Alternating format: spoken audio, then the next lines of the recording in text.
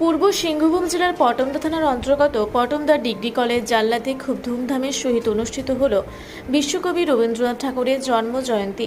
কলেজের প্রধান অধ্যাপক কৃষ্ণপদ মাহাতো, বাংলা বিভাগের অধ্যক্ষ ডক্টর গীতা চক্রবর্তী, শিক্ষক প্রতিনিধি চন্দ্রশেখর মাহাতো, সাংস্কৃতিক বিভাগের অধ্যক্ষ শাশ্বতী মাহাতো সংযুক্তভাবে দীপ প্রজ্বলন এবং রবীন্দ্রনাথ ঠাকুরের চিত্রপটে মাল্যার্পণ এবং পুষ্প অর্ঘ্য দিয়ে শুভারম্ভ করেন।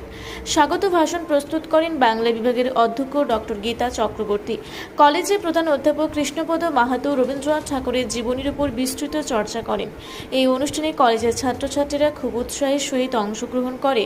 সঙ্গীত পরিবেশন করে সন্তোষী রায়, নৃত্য পরিবেশন করে সমিতা মণ্ডল, ভদ্রবতী মাহাতো, স্বপ্না কুমারী এবং মামনি গুপ, সংযুক্ত নৃত্য রেণুকা সিং। মঞ্চ সঞ্চালন করেন সাংস্কৃতিক বিভাগের অধ্যক্ষ শাশ্বতী মাহাতো।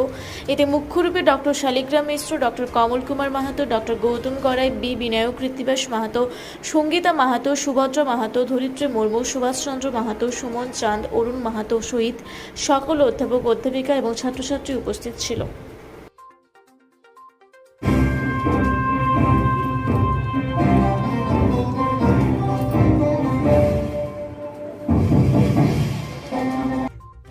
পূর্ব সিংভূম থেকে বিশ্বনাথ মাহাতোর রিপোর্ট, রূপসী বাংলা মিডিয়া।